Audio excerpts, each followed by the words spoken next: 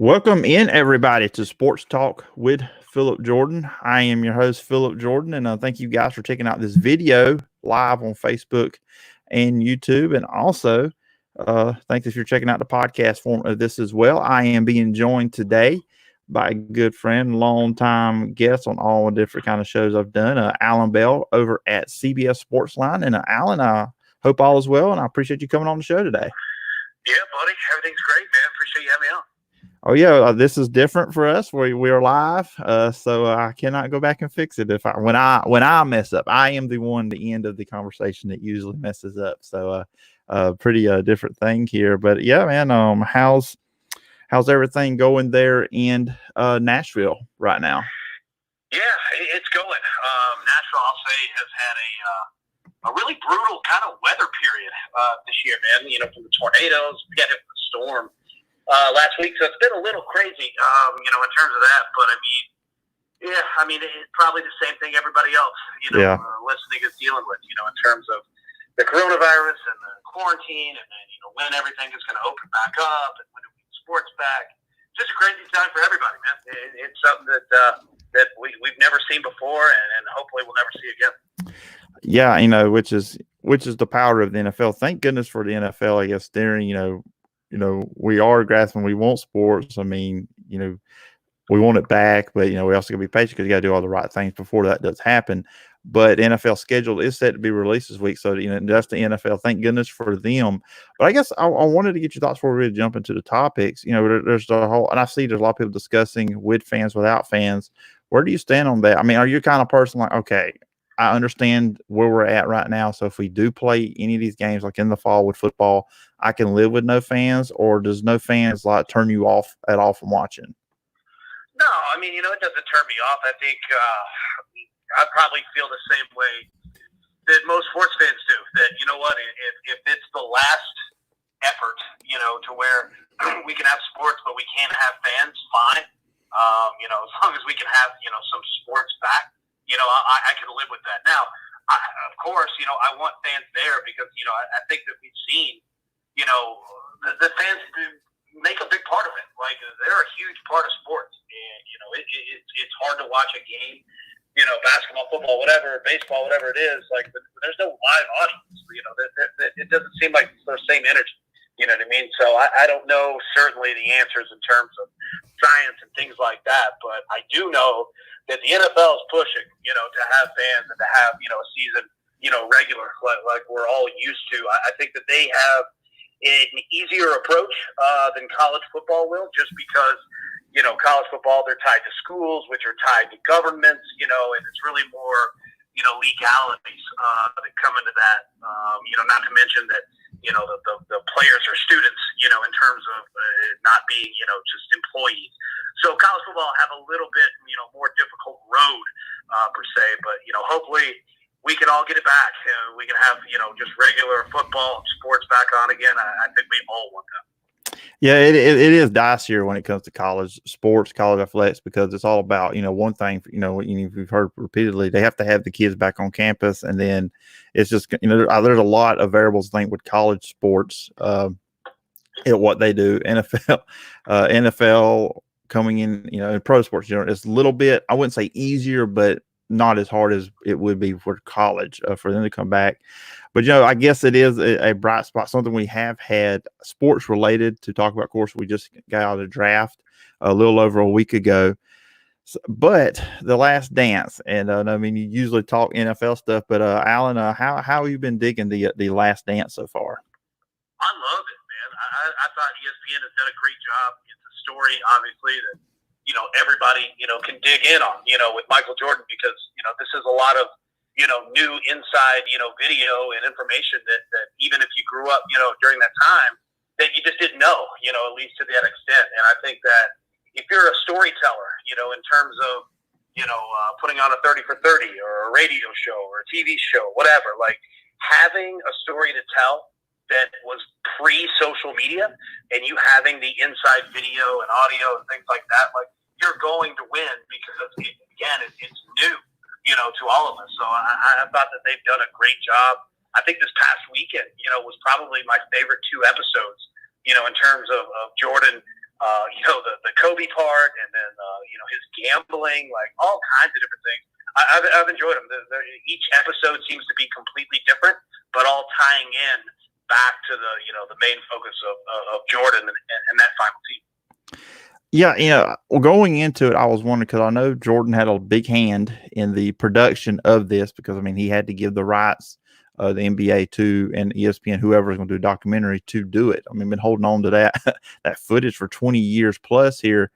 I was kind of wondering if they would go with the gambling stuff because that is a thing that you can look at. So, okay, that is a knock on Jordan, but I was shocked and I was in a good way that they went that route. And you're right, the Kobe stuff at the beginning, and it kind of repeats what he said at Kobe Bryant's memorial, talking about he was his little brother, and Kobe Bryant went back with the big brother stuff. How he didn't like that they were compared or the one-on-one deal because his game comes from him. So that was a big thing. Something I don't think as sports fans we really saw from them two. We didn't really know how close they really were.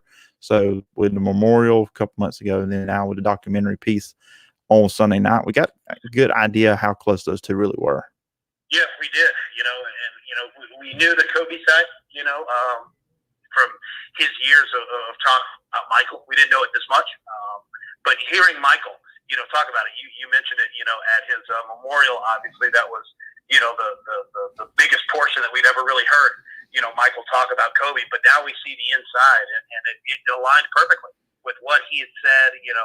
Their relationship during their careers, after when Michael's was over, and Kobe was somebody that was very special.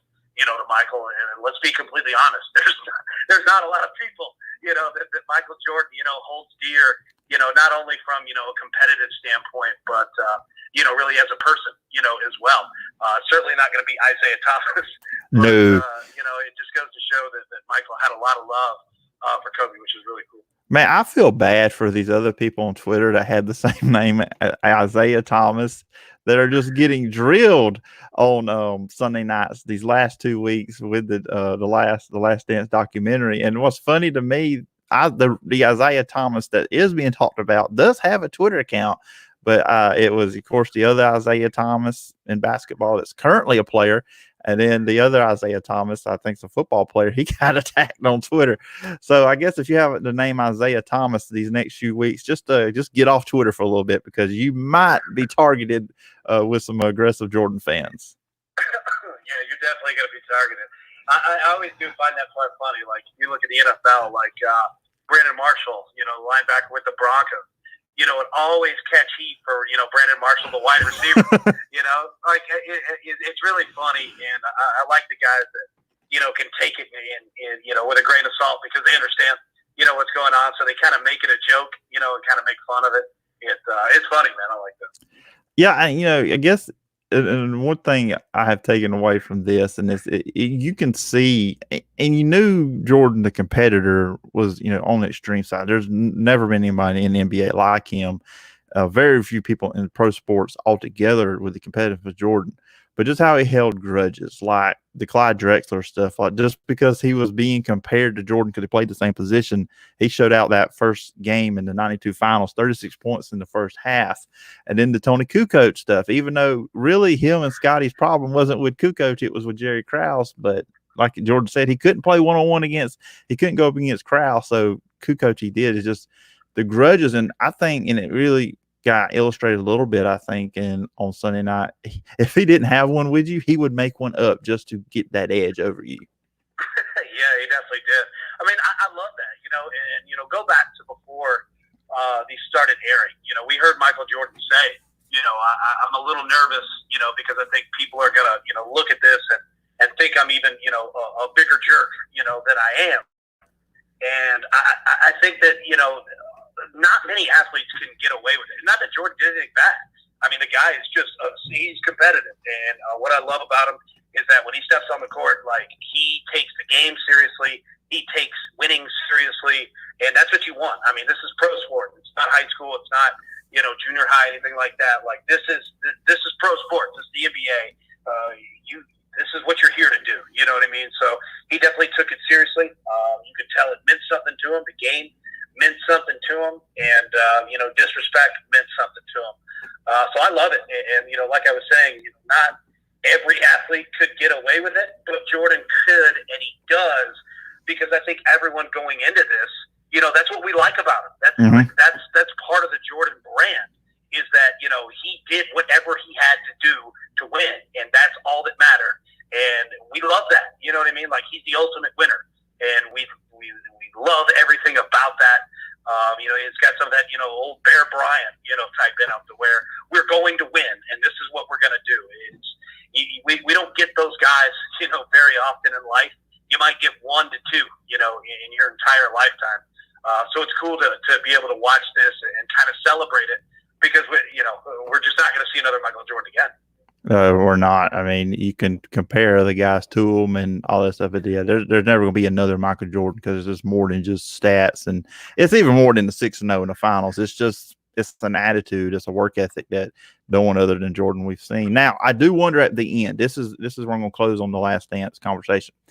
Will we see any talk of Wizards Jordan?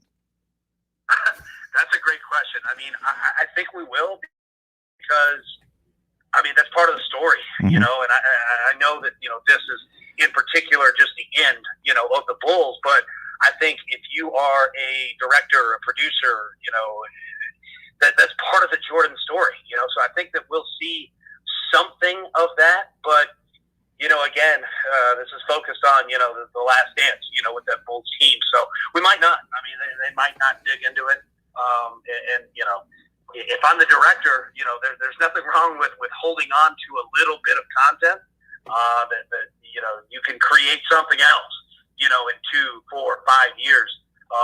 What did Jordan do afterward? The Wizards years, the Hornets, in terms of getting into the ownership group, Jordan after, 45, 50 years old. I mean, there's nothing wrong with holding on to that, because I think we'd all be interested in seeing that down the road too. Oh, most definitely. That actually popped in my head today, because I tried to forget the Wizards Jordan. I'm like, that did not exist. That does not exist in basketball history, but it's there, and I'll be interested if they do it. Transition, over to football. What's going on? First, some sad news over the last couple of days. Don Shula did pass away, and really diving into some of his career, Allan. I mean, just the stretch. I mean, he started as a head coach in '63 with the Baltimore Colts, ended in '95 with the Miami Dolphins. For me, when I look at that is a coach that saw different versions of the game throughout his career as a coach, from what it was in the '60s to the '70s, '80s, and '90s. And when the Dolphins, they were throwing the ball all over the place. So it's just a long, great career of a guy that saw football change tremendously over that time span. Oh, yeah. I mean, first off, the time span alone, like, just being successful, first off, just making it that long in the NFL is hard enough.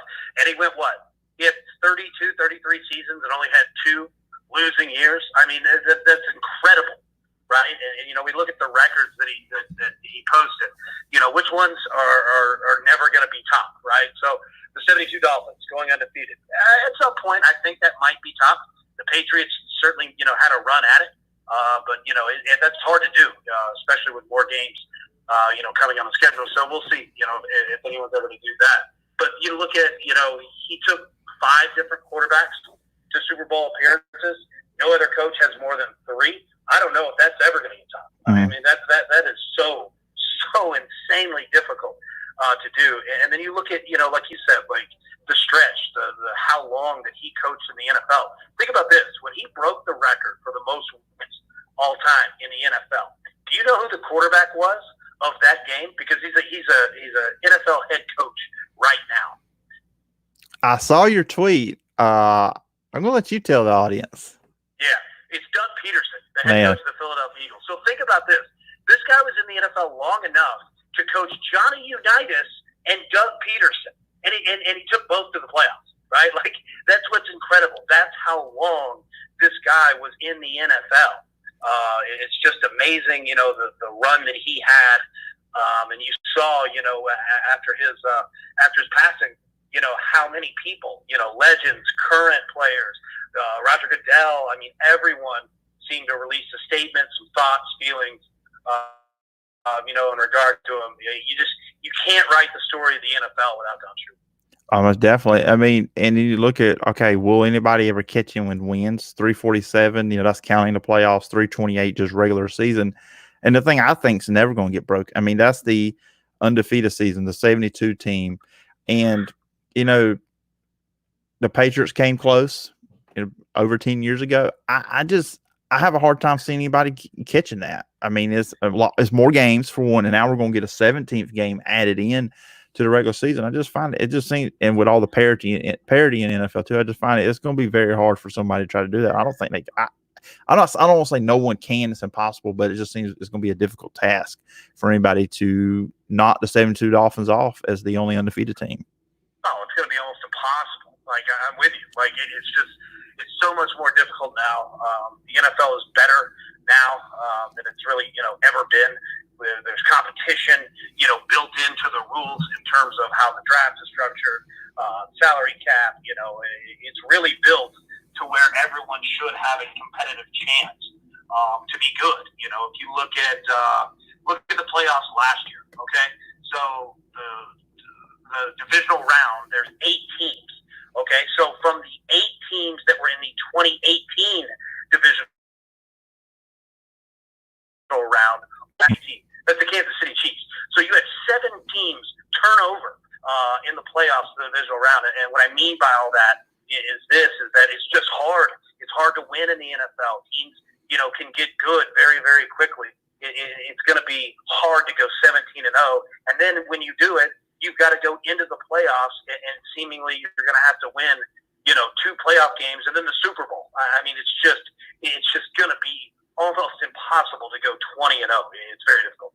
Yeah, that's where, of course, you look at the Patriots, and, of course, Tom Brady is headed to Tampa Bay. That's where you look at what the Patriots have done over the last 2 decades as incredible, because you're not supposed to be able to do that in the NFL, and they're the closest thing to what Shula was doing.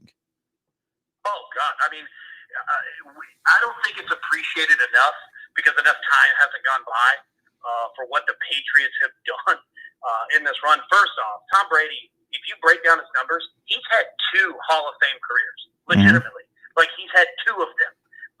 You look at what the Patriots have done. They've gone to the last 8 AFC championship games in a row, before this previous year. I mean, it's just insane the amount of winning and the amount of consistency that they did. And look at the teams. I mean, that's why, we praise someone like Don Shula. Like, you look at the Patriots teams just from, 01 to 2018, 2019. I mean, they've changed teams, that would, run the ball, teams that play defense, teams where Tom Brady and Randy Moss, would go crazy in the air.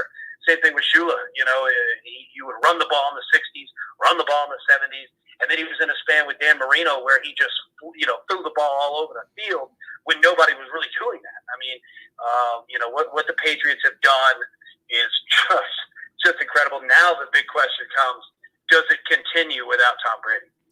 Yeah, and that kind of brings me into what I was going to talk about next. You look at New England Patriots, Brady's gone, and it seems like, okay, the Patriots is actually very intriguing. You're talking about a team that a lot of years was defending champions or had won the AFC and all that stuff. Now you look at the team, especially at quarterback, and it just looks, I mean, Jarrett Stidham is their guy. I mean, you would think if he wasn't, they would have taken one of those quarterbacks in the draft. I mean, obviously they passed on the other guys that were big name free agents, Winston, Dalton, and Newton, guys that have starting experience. So it does look like Bill Belichick and the Patriots organization, they're really, going forward, and they have a lot of confidence in Jarrett Stidham for the 2020 season. Yeah, I mean, it appears that way. We've heard that Stidham's their guy. Even last year, we heard about it. And, by their actions or probably inaction, it goes to show that they believe it. Now, we'll see, how far that goes. I mean, Stidham, has yet to take, a snap in the NFL. It's hard to do, and especially, how do we stepping into Tom Brady's shoes, which is impossible to do. You look at that Patriots team, at least offensively, and they've got problems. I mean, they have a lack of talent at multiple positions and multiple important positions, right? You look at their offensive line. They just lost the best O-line coach in the league, Dante Sarnecchia. with his retirement. You look at last year; they didn't have a single running back go for 100 yards in a game, not once, not once. Like Tom Brady, I know he wasn't normal Tom Brady, but he was pretty much doing that thing almost on his own. The good part is that they've got a returning defense that was pretty historic at times last year, but it's not going to be the same. So we'll see how good they're going to be. They still have Bill Belichick. You're still in a division in the AFC East that they've historically owned. You've got the Jets and the Dolphins in there, who they can hopefully, if you're a Patriots fan, bank on wins. The Buffalo Bills, though, are going to be good, man. Like they're not gonna be pushovers for anybody. But I think that's going to be the talk, of this season is what do the Patriots look like once Tom Brady finally left. Yeah, I just kind of look back. Look, Jarrett Stidham in Auburn was not a good fit for what he does and what Gus Malzahn wants to do, but he did drop off his second year there when the running game wasn't as good because he had Kerryon Johnson, and then the next year he was not there. The running game went away, and he wasn't as good as a quarterback.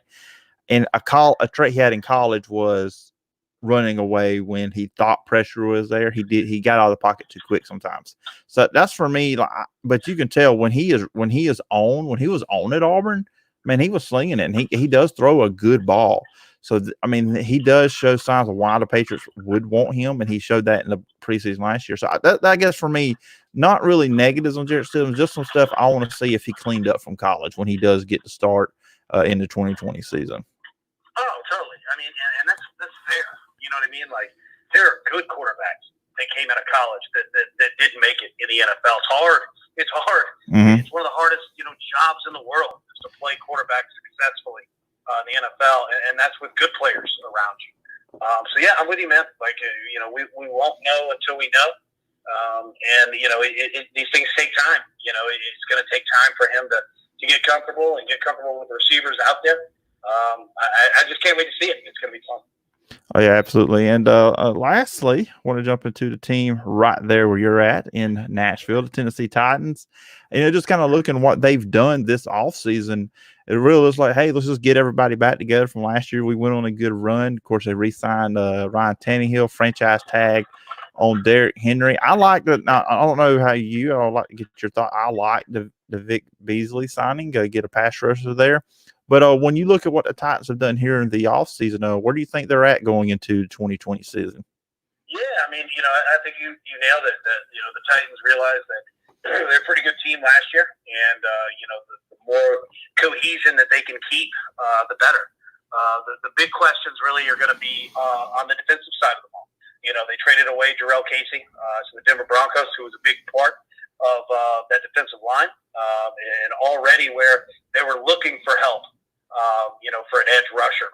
And then, we see Logan Ryan today, announce his goodbye, which, we all kind of figured that he wasn't going to come back. But Logan Ryan was a good quarterback, and he had a top 3 year, last season. So, those are big pieces they need to fill. Obviously, they did it in the draft, at least at cornerback with Christian Fulton out of LSU. And we'll see. We hear rumblings that they might be in it in terms for Jadeveon Clowney.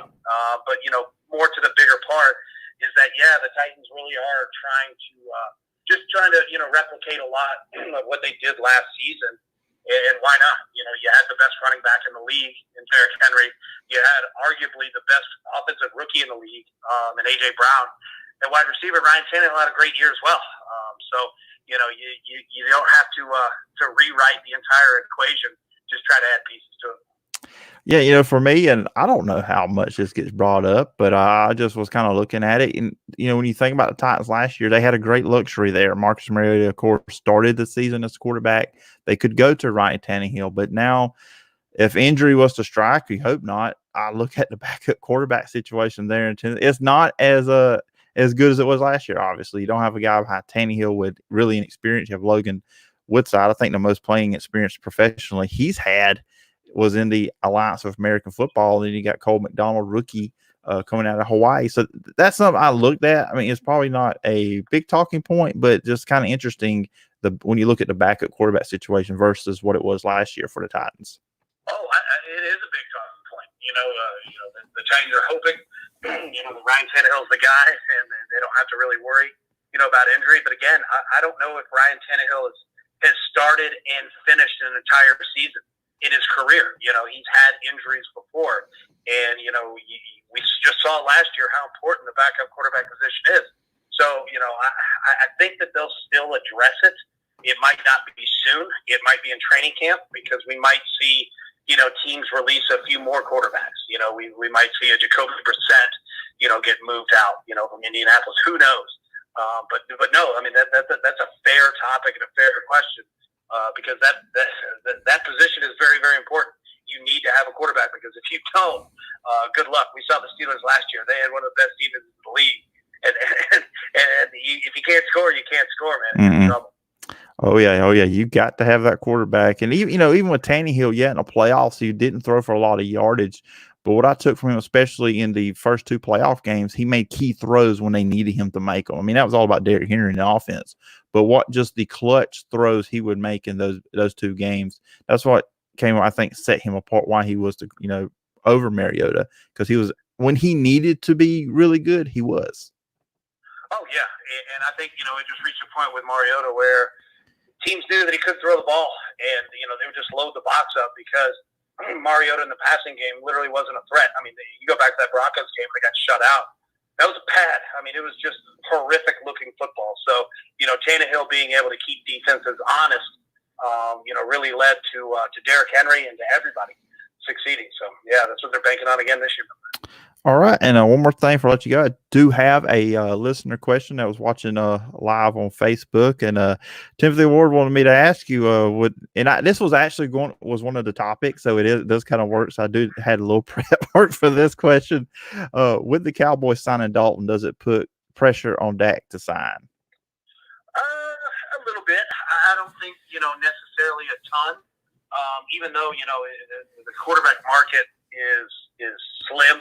Just because, there's just really nowhere to go. Cam Newton's going to run into that right now. But no, I mean, I think that the Cowboys know, and that Dak knows, he's their guy. And Andy Dalton is a good quarterback, a good backup quarterback, but he's not Dak Prescott. And the Cowboys know it, and especially for everything that they've been doing, in free agency and the draft. I mean, the Cowboys have done really well, and they need Dak Prescott for this year. So, I think that there might be just a little bit included in there, but overall, no. Dak Prescott's their guy, and both sides know it. Yeah, I kind of felt that same way as you do there with Dalton, and it works out good for him, because he lives in Dallas, so he's no need to relocate, or it's very convenient. But Allan, I appreciate you coming on. We're right there at 30 minutes, but I do appreciate you coming on here on the show to talk all these great sports things, the Last Dance and the NFL stuff.